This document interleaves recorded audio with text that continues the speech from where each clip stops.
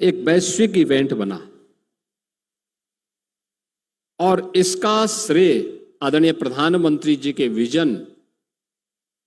के कारण ये जो कार्य करने में हमें सफलता प्राप्त हुई और यह इसको व्यापक सकारात्मक रूप से देश और दुनिया तक आप सब ने पहुंचाया है। मैं इसके लिए भी आपको हृदय से धन्यवाद करता हूं। मैं देख रहा था कि एक एक दिन हो या रात्रि हो, सुबह हो या शाम हो, शीतलहरी हो या भीषण धूप हो, लेकिन अनवरत रूप से कोई चलता रहा तो वो मीडिया चलता रहा। या तो मां गंगा की धारा चलती थी या मीडिया चलता था।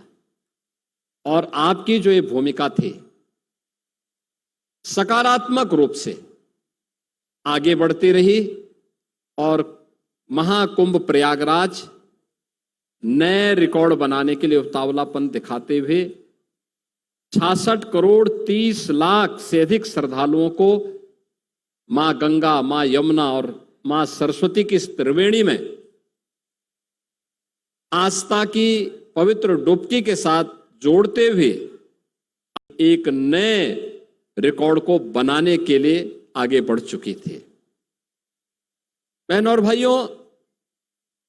ये आस्था और आर्थिकी का जो एक नया विजन प्रधानमंत्री जी ने दिया है कि स्पिरिचुअल टूरिज्म में भी पोटेंशियल है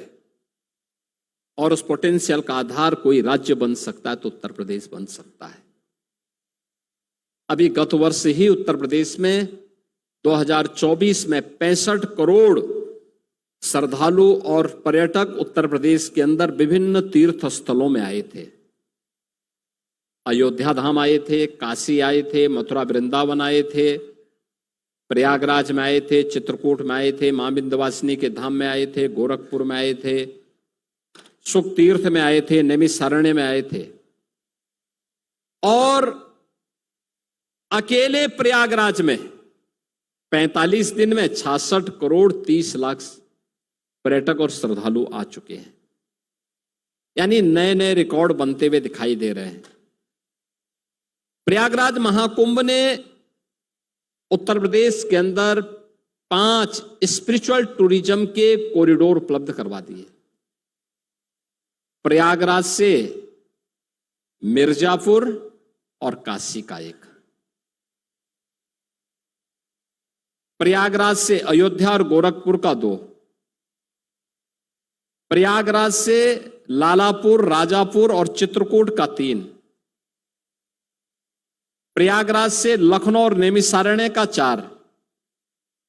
और प्रयागराज से बुंदेलखंड एक्सप्रेस होते हुए आगरा होते हुए मथुरा, वृंदावन और सुख तीर्थचाई तक पहुंचाए, जिनमें सर्वाधिक सुरक्षा कर्मी उत्तर प्रदेश पुलिस बल के थे, पीएसी के थे, फायर सर्विसेज के थे, जल पुलिस के थे, होम गार्ड के थे, पीआरडी के जवान थे, एटीएस और एसटीएफ के कमांडो भी हम लोगों ने तैयार किए थे। और पूरे मेले को फेस रिकॉग्निशन के साथ जोड़ते हुए लगभग 3000 सीसीटीवी कैमरे के साथ एआई टूल के साथ जोड़ते हुए एक एक व्यक्ति की आने की सूचना